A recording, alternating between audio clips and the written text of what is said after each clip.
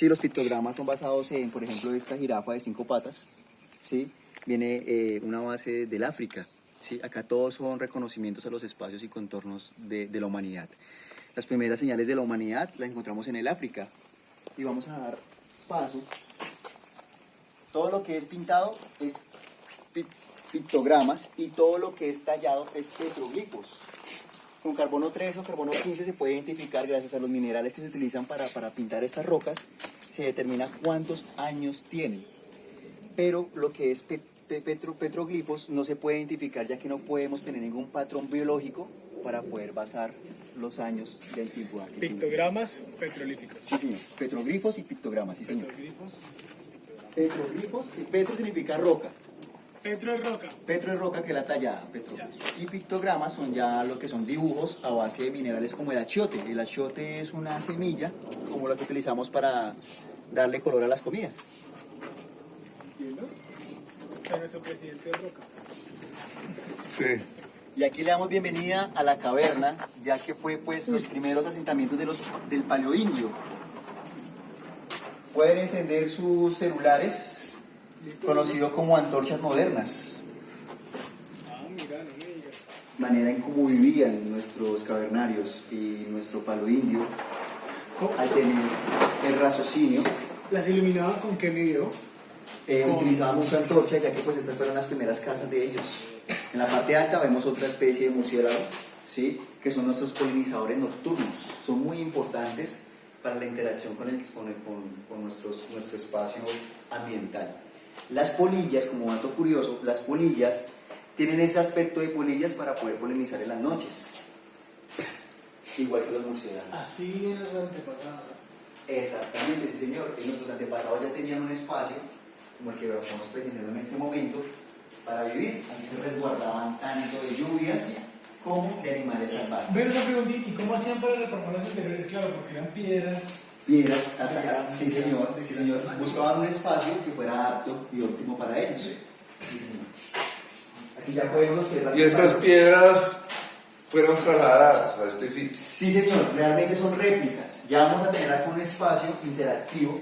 Aquí podemos observar el paleoindio y ya están mostrando cómo cazaban, ya están mostrando cómo vestían y de dónde sacaban los materiales. De hecho, salen muchas connotaciones, como por ejemplo el salto. Una escena de casa, pues. Mira. Mira, mira. Aquí tenemos una semejanza al chiribiquete ubicado en la lindosa del Guaviare. Está en 38 metros de altura. Eso se presume a que no fue hecho para la humanidad, sino para los dioses. En la parte de allá vamos a ver algunas figuras zoomorfas y pues tiene una connotación bastante amplia y les da parte a la magia o a la ancestralidad. Pero lo cierto es que ellos consumían bastantes semillas, bastantes raíces. Hoy por hoy conocemos el yagé, ¿sí? Sí. Y esto hace que ellos tengan una ascensión mental y una interpretación para y con los dioses. Y por eso figuraban o pintaban estas piezas como tal. Acá vemos pues la réplica y aquí podemos observar una foto original de la escena en la cual podemos encontrar. Vemos acá en petroglifos, podemos observar acá por ejemplo el San Agustín de Huila, es muy característico, ¿no? Sí. Y podemos observar también diferentes connotaciones como tal. Aquí tenemos todo el arte rupestre de Colombia. Ok. Hace poco tuvimos la visita del alcalde de Pasto y nos preguntó que si teníamos los monos de Nariño. Y pues efectivamente acá tenemos los monos de Nariño. ¿Tú nos podrías explicar, porfa, qué significa la palabra rupestre para toda la gente que tal vez no lo conozca, que no estoy muy familiarizado? La palabra rupestre, bueno, la palabra rupestre viene más de toda la simbología, toda la connotación del entorno de cada uno, ¿sí? Como podemos ver, acá tenemos, por ejemplo, el ave de la isla de Gorgona, ¿sí? Y da basado, pues, a los primeros escritos, esas son como las primeras agendas, ¿sí? Todo lo rupestre es lo que marca nuestra historia y, pues, llegar a pensar en que ellos tenían una cosmovisión porque utilizaban estrellas, cosmovisión porque utilizaban diferentes elementos alusivos a los animales y a lo cósmico, con las estrellas como tal. Entonces esto hace alusividad al arte rupestre como tal de nuestras generaciones, de nuestros ancestros. Este es conocido como el hombre feliz, fue encontrado acá en el Tequendama, pero realmente el hombre feliz es porque tiene una nariguera. ¿sí? Eso es una nariguera. Y se ha identificado en el arte rupestre que las narigueras hacen similitud a la humanidad. Por eso hay escritos en forma de U. Y esa U siempre va a reflejar a la humanidad.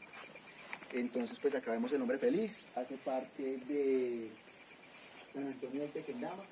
Contamos también con diferentes connotaciones de Nariño, de Boyacá, Cundinamarca, Huila. Este es el espacio para que puedan pues aprovecharlo. Las personas que quieran tener un... También se realizan talleres.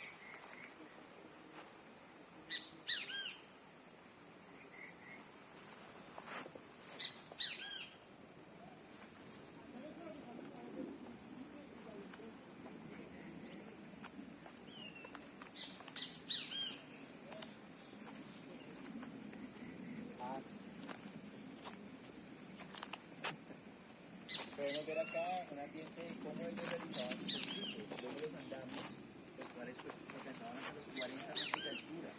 De hecho, Chiribiquete y este lugar contemplativo es para poder dar esa imagen a las personas del cuidado y la preservación, ya que para poder llegar a la original tienen que pasar por mucha fauna y mucha flora y llegar en camionetas bastante proporcionadas en fuerza, y eso está generando un impacto ambiental negativo.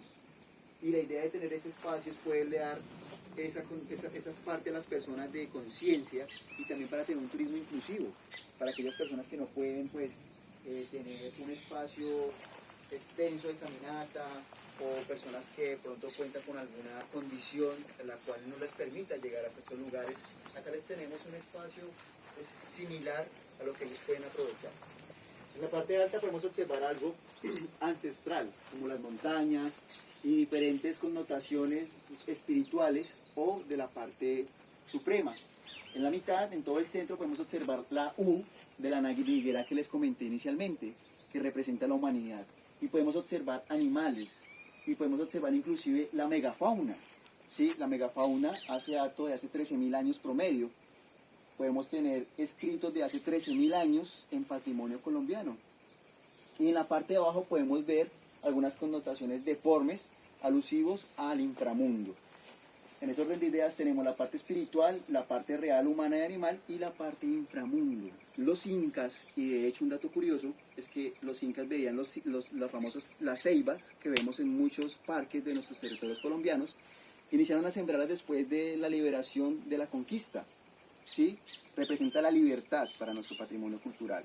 Y de igual manera para los incas representaban las hojas, las ramas representaban la parte espiritual, el tronco representaba la vida terrenal y las raíces representaban el inframundo. Y eso nos da una connotación real y específica de lo que estamos viendo en el Chiribiquete. Actualmente las personas al subir al Chiribiquete sudamos, es natural, y ese sudor genera un vapor, y ese vapor está oxidando todo lo que tenemos allá como patrimonio, y estamos teniendo un turismo agresivo, bastante agresivo con este espacio.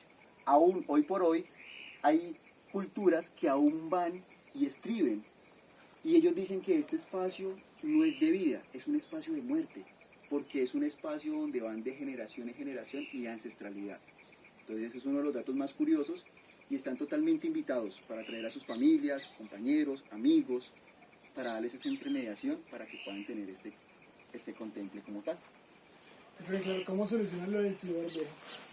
Difícil, de hecho, y eso se está identificando.